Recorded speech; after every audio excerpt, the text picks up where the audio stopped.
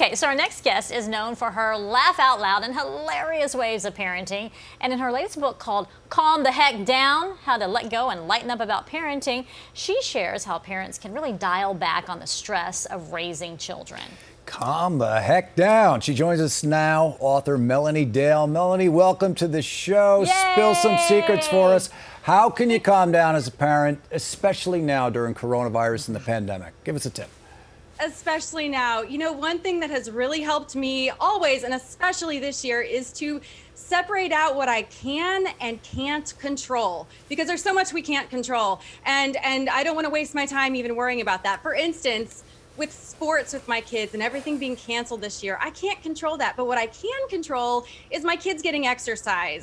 So I've been doing yoga with my kids and going on walks and going for bike rides. So when I separate those two things out, it helps me focus on the list that I actually have some control over. How are you going to do that in the winter time? Because I'm starting to worry about it. I've done the yoga, I've been on YouTube doing the classes with the kiddos and whatnot, but I'm starting to get a little stressed because it's getting cold out. We're going to possibly have a nor'easter tomorrow. How do I get them exercise to get the energy out?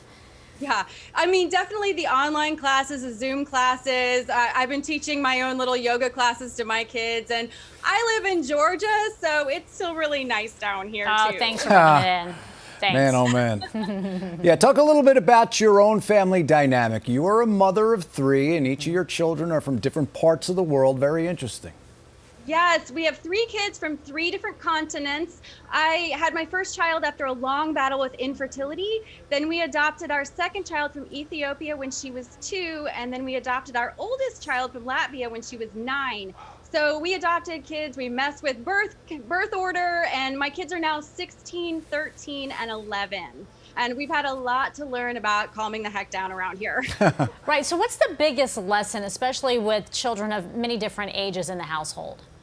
I mean, I definitely think figuring out our non-negotiables, the things that are the most important for each kid, and then letting everything else go, loosening up about everything else. So for instance, one of my kids decided to wear 2 different shoes for a long time, and I could not get her to stop wearing 2 different shoes, but that really wasn't that important. So I let go of that and focus on what is important.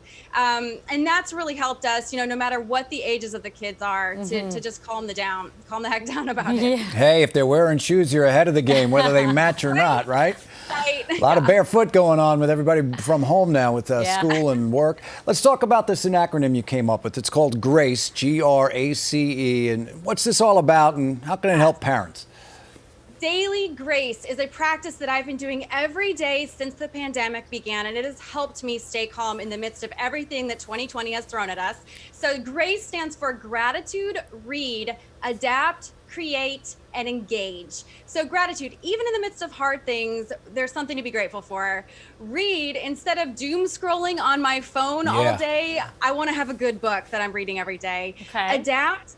We have had to adapt to so many things this year. Digital learning, you know, there's just been so many, mask wearing, all the things we've adapted to. So every day I want to celebrate the ways that I've adapted for the day and create. I want to make sure I'm writing every day, or maybe trying a new recipe, doing something creative around the home, and engage. Even though we are more separate than ever, I want to make sure that I'm Zooming with friends and family, maybe doing a distance outside hangout with a neighbor, and engaging my local community, the people who are in need around here. How can I be helping?